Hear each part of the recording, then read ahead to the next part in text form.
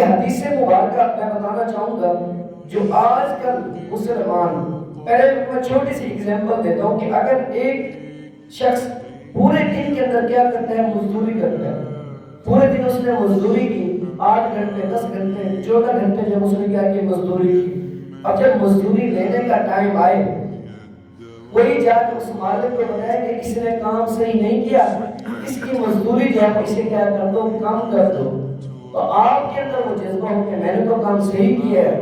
مجھے کیسے کم مزدوری مل سکتی ہے، میں تو کم نہیں لوں گا، میں تو پوری لوں گا کیونکہ میں نے پوری مزدوری کی ہے۔ لیکن وہ جو ساتھ والا شخص ہوتا ہے وہ کہتا ہے کہ نہیں، اس نے پورا کام نہیں کیا، اس کو لہذا آدھی مزدوری جو ہے وہ دی جائے، آدھی جو ہے اس کو کیا کر دی جائے، پورے دن کی نہیں بلکہ آدھے دن کی سے مزدوری دی جائے۔ اب حدیث مبارکہ کے اندر آتا ہے، اسی بات کو ذرا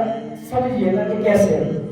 نبی کریم صلی اللہ علیہ وآلہ وسلم نے فرمایا کہ میرے بندوں میں کچھ لوگ ایسے ہیں جو رمضان کے اندر روزے رکھتے ہیں، رمضان کے اندر کیا کرتے ہیں، روزے رکھتے ہیں، پورا دن بھوکا رہتے ہیں، سارا کچھ کام کرتے ہیں، لیکن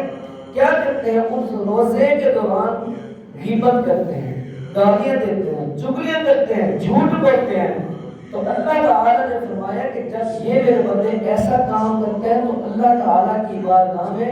ایسے بندے کا روزہ قبول ہی نہیں ہے، روزہ قبول ہی نہیں ہے، بلکہ اس کو اجر جو ہے وہ کیا ملے گا، کم ملے گا۔ کہ اگر اس نے پورا دن بھوکا رہا لیکن ان سب برائیوں سے باز نہ رہا، یعنی اگر کسی نے کوئی کاروبار کرنا ہے تو وہ کاروبار کرنے کے دوران جا کے اندر کیا کرے، جھوٹ بولے، کوئی چیز بیچنی ہے، کسی کے بیچنے کا کام ہے تو اس بیچنے کے دوران وہ کیا کرے، جھوٹ بولے، تو اللہ تعالیٰ کہتا ہے کہ ایسے بندے کے روزے کا کوئی فائدہ ہی نہیں ہے۔ تو اللہ تعالیٰ کو بھوکے رہنے کا، پیاسے رہنے کا تو روزہ نہیں ہے نا، بلکہ روزہ تو وہ ہوتا ہے کہ جیسے ایک درجے بنے ہوئے ہیں، ایسا نہیں کہ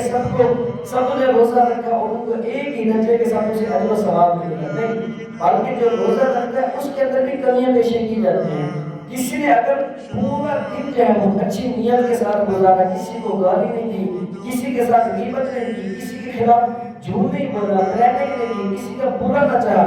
تو اس کو اللہ تعالیٰ بہترین اجر عطا فرمائے گا۔ لیکن اگر کوئی روزہ رکھ کر یہاں سے نکلتے ساتھ ہی اپنے کام پر جائے، جھوٹ بولے، چغلی کرے، غیبت کرے ایک دوسرے کے اندر، پھر آ کر شام کو وہ روزہ افطار کرے، تو اللہ تعالیٰ کہتا ہے کہ ایسے بندے کا مجھے روزے کا کوئی فائدہ نہیں کہ جب وہ ان برائیوں سے باز ہی نہ رہا، ان برائیوں سے کیا باز ہی نہیں رہا۔